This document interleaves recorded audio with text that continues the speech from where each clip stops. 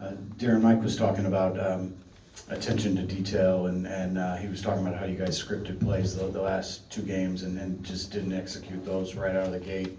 I don't know, what are your thoughts on that, and why, maybe you guys aren't executing those at the very beginning? I mean, just attention to detail. All five guys have to be ready. And just remember, we read it up on the board. We have to be able to go out there and execute the play. Especially for guys who don't play a lot, like you go out of ATOs or whatever it may be, you mess it up a lot of times, you could come out immediately. So just, whatever five we have out there, whether it's starting five or whoever's out there, we all have to be in sync and be able to execute. DeAaron, this is 3 losses. We have to be better in the first half. We can't keep trying to fight back and expecting to win no matter who we go out there and play. How concerning is just kind of the fourth quarter for you guys and the way things kind of get a little bit tight for you? We have to continue to try to put a pace. I think a lot of times we're slowing it down probably a little bit too much.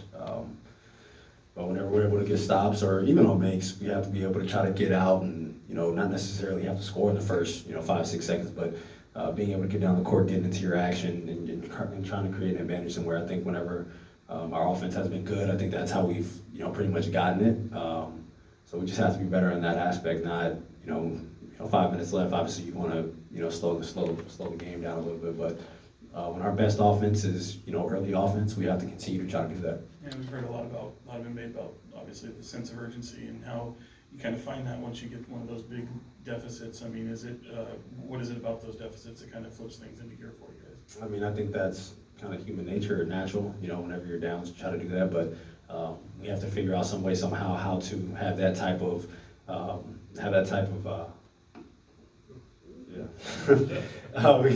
we got to figure out how to have that type of pace throughout the entire game, even if we're up big, down big, tie game, whatever it is. We have to figure out how to play like that before we get down. DeAaron, the Nets bench scored 44 points and you only got 9 from the Kings.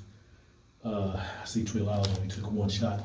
Is there anything you guys can do to try to help them out a little bit? I mean, of course you can't play all the minutes for them, of course we know that, but try to offer some type of encouragement because these last couple games have been rough for them. Yeah, we have to figure out how to get guys easier shots. And when you do have that shot, you have to take that shot. And I'm looking at all their guys actually, besides the 2, I think, shake layups, like all 3s, I think is what they made, and then some free throws. But for us, in the floor offense or whatever we're doing at the time, if we're able to generate a shot, we have to shoot the shot. And I think at times, we have shots and we're just not taking them.